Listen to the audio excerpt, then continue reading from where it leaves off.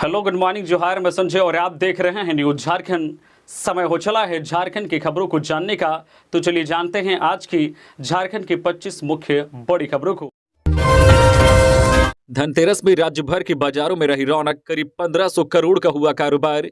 धनतेरस के पहले दिन शुक्रवार को सुबह से बाजार में चहल पहल देखी गई।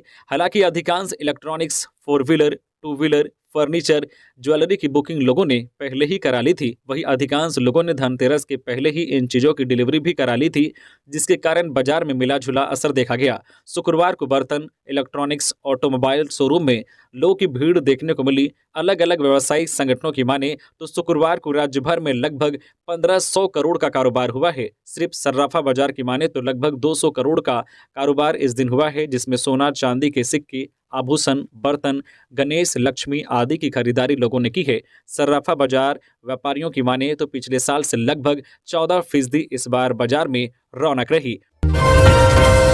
रांची में 18 करोड़ से अल्बर्ट एक्का चौक का होगा कायाकल्प, बनेगा पहला गोलचक्कर, फुट ओवरब्रिज, स्वचालित सीढ़ियों का भी इंतजाम। राजधानी रांची के सौंदर्यीकरण को लेकर जुड़कों का काम अब दिखने लगा है। नगर विकास विभाग के उपक्रम जुड़कों ने एक ऐसी योजना बनाई है जो देश में पहली बार धरातल पर उतरने वाली है। योजना के अनुसार रांची के अल्बर्ट एक्का चौक का गोलंबर कुछ छोटा होगा और उसके ऊपर एक और गोलंबर बनेगा, जिस पर चढ़ने के लिए स्वचालित सीढ़ियां होंगी। सड़क पार करने के लिए वाहनों के बीच से गुजरना नहीं पड़ेगा। इस परियोजना का डीपीआर बंगाल की बीआरबीए कंपनी ने तैयार की है। अल्बर्ट एक्का चौक पर काम भी शुरू कर दिया गया है। डीपीआर के अनुसार फुट ओवरब्रिज पर चढ़ने के लिए सीढ़ियों के साथ स्वचालित सीढ़ियां लगाई जाएगी। फुट ओवरब्रिज वर्तमान में स्थित अल्बर्ट एक्का की प्रतिमा के चारों ओर गोलाकार तरीके से तैयार होगी और इसमें चारों ओर सड़क पर उतरने चढ़ने की सुविधा होगी। सूत्रों के अनुसार 6 महीने में तैयार होने वाली इस परियोजना पर राज्य सरकार 18 करोड़ रुपए खर्च करेगी। औद्योगिक प्रशिक्षण अधिकारी प्रतियोगिता परीक्षा की तारीख जारी, जाने कब से कर सकेंगे admit card download. JSSC Jharkhand कर्मचारी चयन आयोग ने औद्योगिक प्रशिक्षण अधिकारी प्रतियोगिता परीक्षा की तिथि जारी कर दी है। 28 व 29 नवंबर को रांची के विभिन्न केंद्रों में यह परीक्षा आयोजित की जाएगी।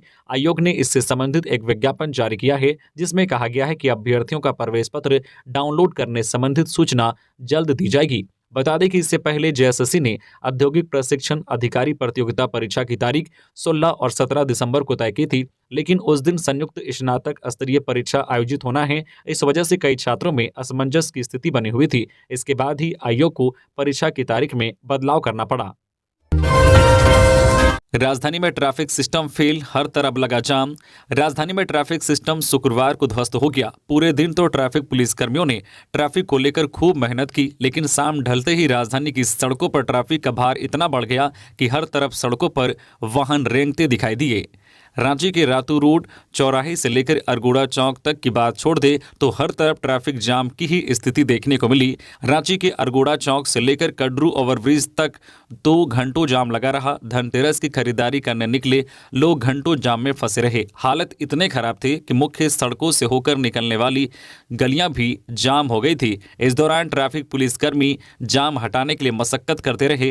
रांची के कोकर, लालपुर, कांके रोड और रातू रोड में जाम की स्थिति बेहद भयावह थी। इन सड़कों से गुजरने वाले ने 5 मिनट का रास्ता 2 घंटे में तय किया। धनतेरस को लेकर ट्रैफिक पुलिस के द्वारा ट्रैफिक सिस्टम को सुचारू रूप से चलाने के लिए 50 से अधिक जवान तैनात किए गए थे, लेकिन सब मिलकर भी ट्रैफिक व्यवस्था को फेल होने से नहीं बचा पाए। सदर अस्पताल रांची में मेडिसिन बैंक की शुरुआत, जाने किसको मिलेगा फायदा। सदर अस्पताल रांची में गरीब मरीजों के लिए मेडिसिन बैंक की शुरुआत की गई है। मेडिसिन बैंक के माध्यम से ऐसे गरीब मरीज जो दवा खरीदने में भी सक्षम नहीं हैं, उनको ओपीडी काउंटर में ही मुफ्त में दवाई दी जाएगी। अस्पताल प्रबंधन ने कहा है कि इच्छुक लोग अस्पताल को दवाइयां डोनेट भी कर सकते हैं। Medicine donation box registration counter के पास रखा गया है। अस्पताल प्रबंधन ने लोगों से आग्रह किया है कि वे बची हुई दवाइयां बाहर ना फेंके। इससे कई गरीबों का भला हो सकता है। शहर में जिन लोगों के घर में बची हुई दवाइयां हैं, वह इसे मेडिसिन डोनेशन बॉक्स में लाकर डाल सकते हैं। बता दें कि medicine donation box live savers Ranchi की ओर से प्रदान किया गया है। अस्पताल प्रबंधन ने बताया है कि सदर में कई दिनों से मेडिसिन बैंक खोलने पर विचार किया जा रहा था। 1 जुलाई 2023 से मिलेगा राज्य कर्मियों को महंगाई भत्ता। राज्य सरकार के कर्मियों को 4% बढ़ा महंगाई भत्ता 1 जुलाई 2023 से मिलेगा। 1 जनवरी 2016 के प्रभाव से 7वें वेतन पुनरीक्षण के तहत आने वाले सभी कर्मियों को इसका लाभ मिलेगा। इसे लेकर वित्त विभाग ने संकल्प जारी कर दिया है। बता दें कि झारखंड सरकार ने केंद्र के अनुरूप अपने कर्मियों का महंगाई भत्ता 42% से बढ़ाकर 46% करने का निर्णय 3 नवंबर को लिया था। पश्चिमी सिंहभूम में सुरक्षा बलों को मिली सफलता, 3 नक्सली गिरफ्तार, आईडी बनाने के सामान के साथ कई अन्य सामान भी बरामद। पश्चिमी सिंहभूम में सुरक्षा बलों के हाथ बड़ी सफलता लगी है। नक्सलियों के खिलाफ जारी कार्रवाई में सुरक्षा बलों ने 3 नक्सलियों को गिरफ्तार किया है। कोल्हान वन रिजर्व क्षेत्र के टोंटो से यह गिरफ्तारी हुई है। जिला पुलिस और सुरक्षा बलों ने 3 नक्सलियों को गिरफ्तार किया है। साथ ही उनकी निशानदेही पर लोहे की पाइप, तार, मशीन भी बरामद किया गया है। पुलिस अधीक्षक आशुतोष शेखर ने बताया कि हमने गुप्त सूचना के आधार पर छापेमारी की है, जिसमें हमें यह सफलता हाथ लगी है। प्रतिबंधित भाकपा माओवादी संगठन के सक्रिय सदस्य डेवाय पूर्ति उर्फ लेगेस पूर्ति 28 वर्षीय, जुरिया बहांदा उर्फ माटा बहांदा 28 वर्षीय व लेबिया बोईपाई 21 वर्षीय रेंगड़ा गांव स्थित अपने घर में थे। हमने इस सूचना के आधार पर छापेमारी की और 3 को गिरफ्तार कर लिया। इस सूचना के बाद छापेमारी के लिए एक विशेष टीम का गठन किया गया। पकड़े जाने के बाद इन माओवादियों की निशानदेही पर आईडी बनाने का सामान भी बरामद किया गया है। नक्सलियों को गिरफ्तार कर शुक्रवार को उन्हें न्यायिक हिरासत में भेज दिया गया। कल दीपावली के दिन छाए रह सकते हैं बादल। दीपावली के दिन राज्य के कुछ हिस्सों में बादल छाए रह सकते हैं। इस संबंध में मौसम विज्ञान केंद्र ने जानकारी दी है। मौसम विज्ञान केंद्र से वैज्ञानिक अभिषेक आनंद ने बताया है कि 12 नवंबर से 16 नवंबर तक राज्य के कुछ हिस्सों में बादल छाए रहने की संभावना है। हालांकि इस दौरान मौसम शुष्क रहेगा, बारिश की संभावना नहीं है। वहीं राजधानी रांची की बात करें तो 12 नवंबर से 16 नवंबर तक राजधानी में भी बादल छाए रह सकते हैं। इसके साथ ही इस दौरान राजधानी के आसपास के जिलों जिसमें रामगढ़, गुमला, खूंटी, जमशेदपुर, हजारीबाग समेत अन्य हिस्सों में भी बादल का असर देखा जा सकता है। वहीं अन्य जिलों में सुबह और शाम के वक्त कोहरा छाए रह सकते हैं, जिससे लोगों को ठंड का सामना करना पड़ सकता है। मौसम विज्ञान केंद्र की माने तो 20 नवंबर के बाद ठंड बढ़ने की संभावना है।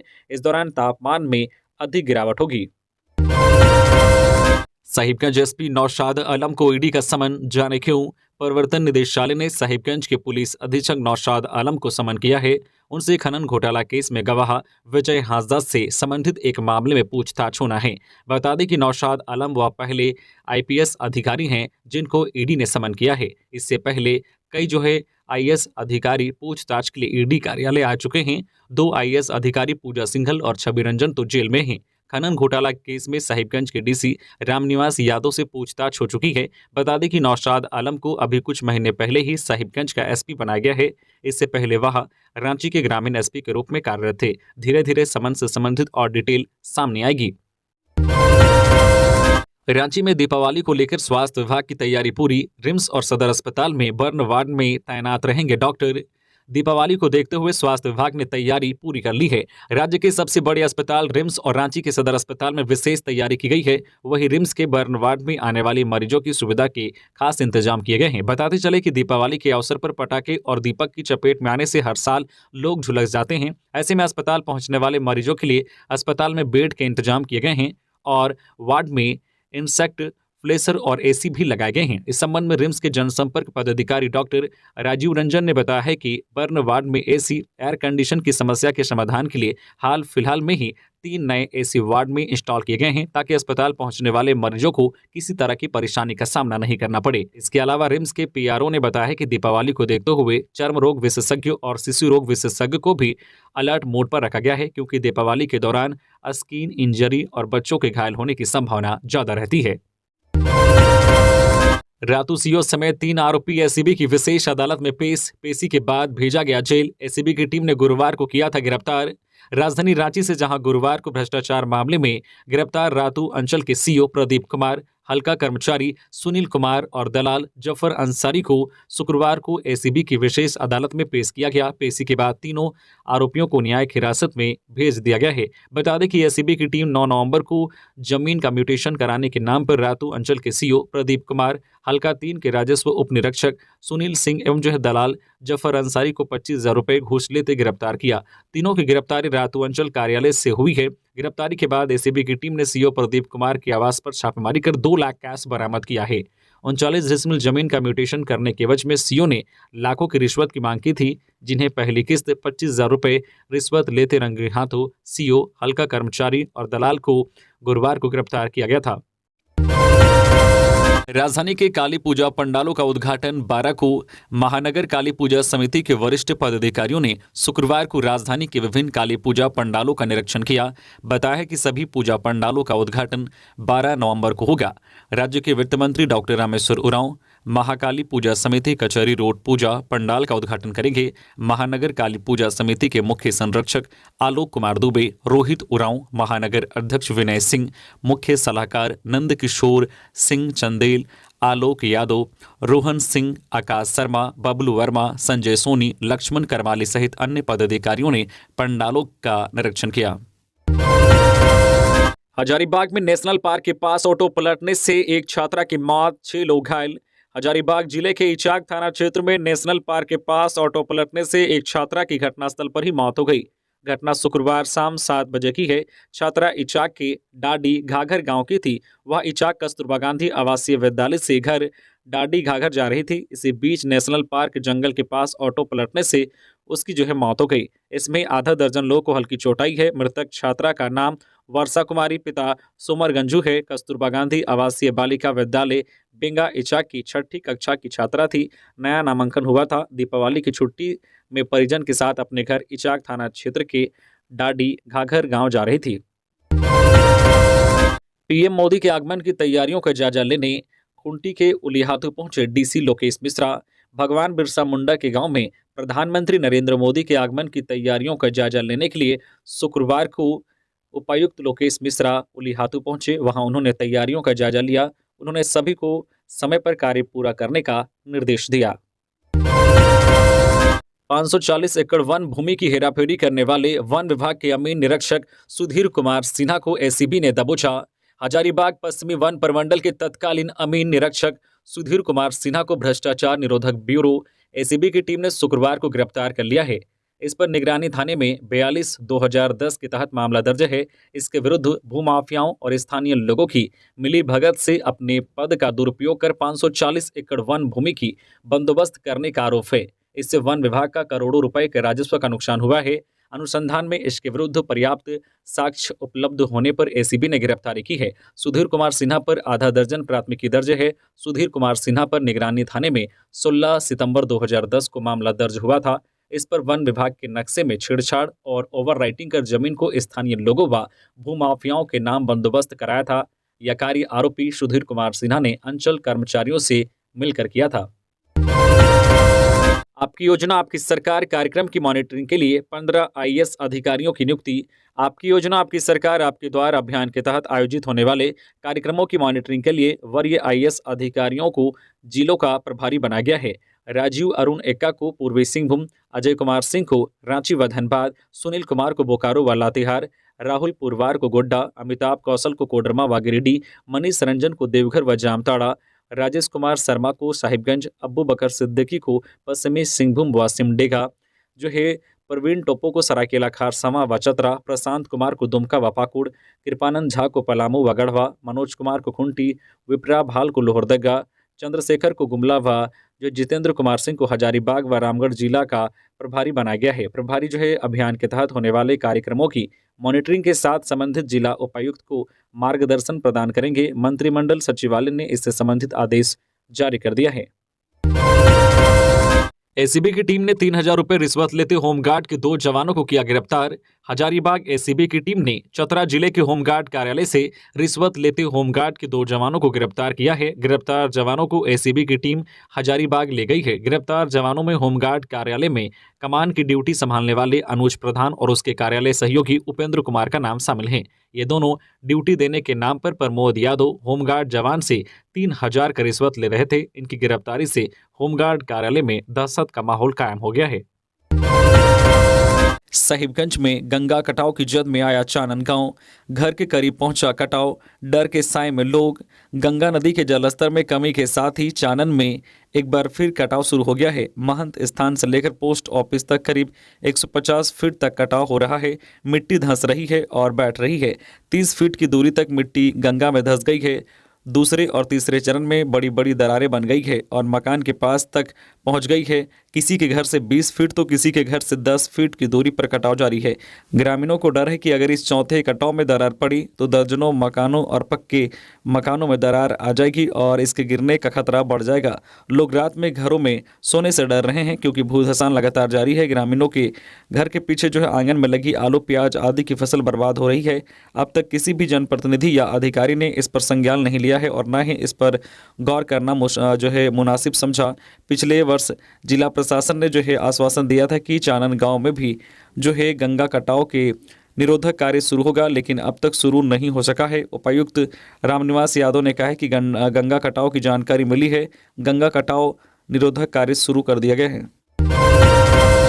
ओडिशा झारखंड बॉर्डर पर गांजा जब्त, 1 क्विंटल गांजा के साथ 2 तस्कर गिरफ्तार, 2 फरार। घाटशिला में पुलिस ने गुरुवार की रात बहरागोड़ा पुलिस ने 1 क्विंटल गांजा ले जाते 2 लोगों को रंगे हाथ गिरफ्तार किया है। पुलिस द्वारा गिरफ्तार आरोपी आंध्र प्रदेश से गांजा लेकर 2 कार से झारखंड ओडिशा बॉर्डर पार कर झारखंड सीमा जामसोला बॉर्डर के निकट बहरागोड़ा क्षेत्र पहुंचते ही पहले से घात लगाए बैठी पुलिस ने गिरफ्तार कर लिया।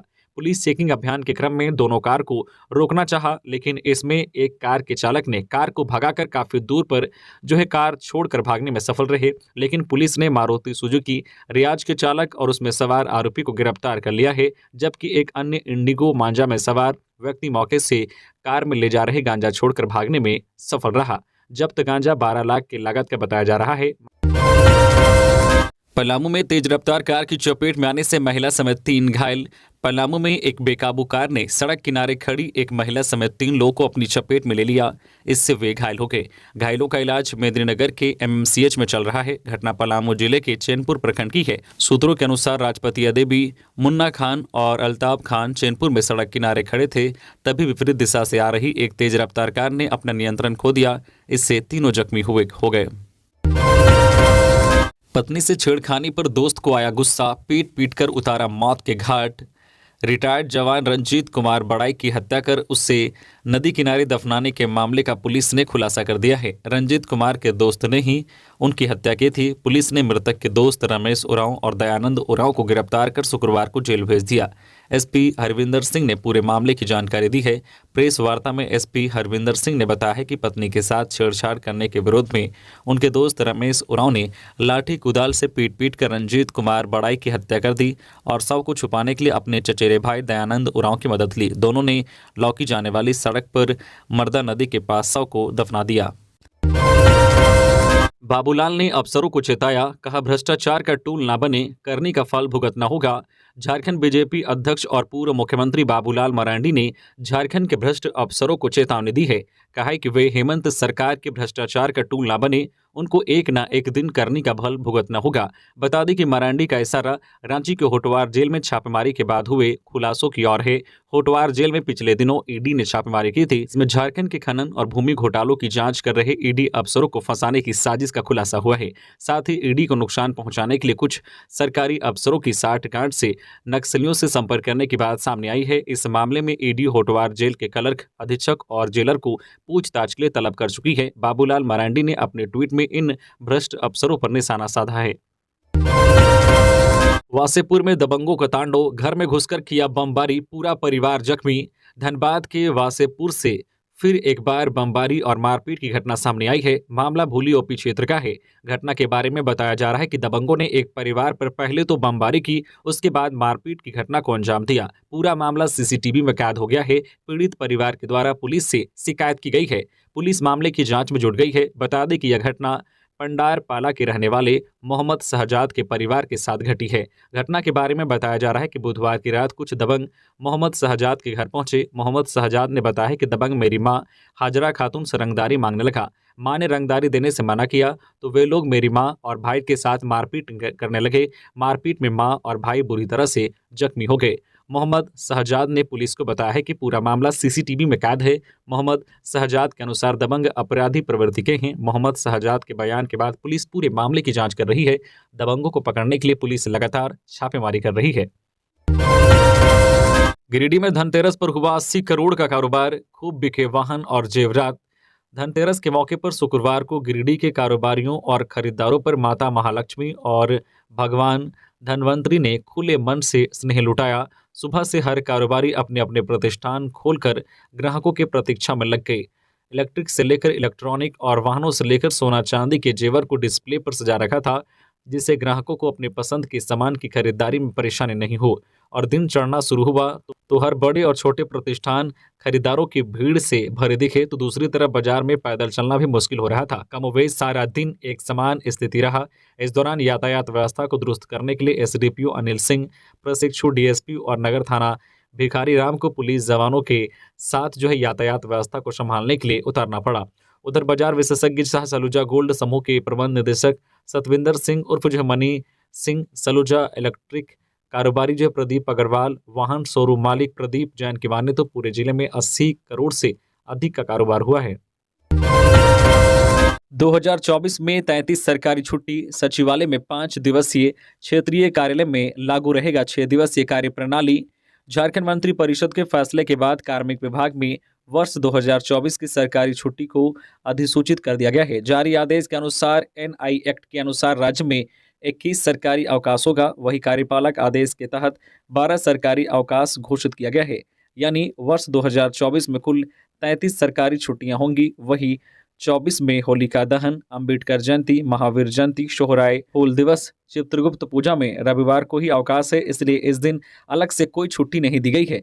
कुर्मी विभाग ने जारी आदेश के अनुसार चांद की दृष्टि को चरण होने के अनुसार मुस्लिम त्यौहार के लिए निर्धारित अवकाश की तिथि में परिवर्तन किया जा सकता है। इसके अलावा राज्य सरकार के अधीन सचिवालय एवं संलग्न कार्यालय में 5 दिवसीय कार्य सप्ताह प्रणाली तथा क्षेत्रीय कार्यों में 6 दिवसीय कार्य सप्ताह प्रणाली पहले की तरह लागू रहेगी।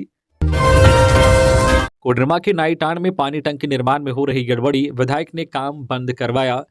जयनगर प्रखंड के नाईटांड में करोड़ों की लागत से बन रहे पानी टंकी गड़बड़ी के कारण विधायक अमित कुमार यादव ने शुक्रवार को कार्यस्थल पर पहुंचकर काम को बंद करवा दिया।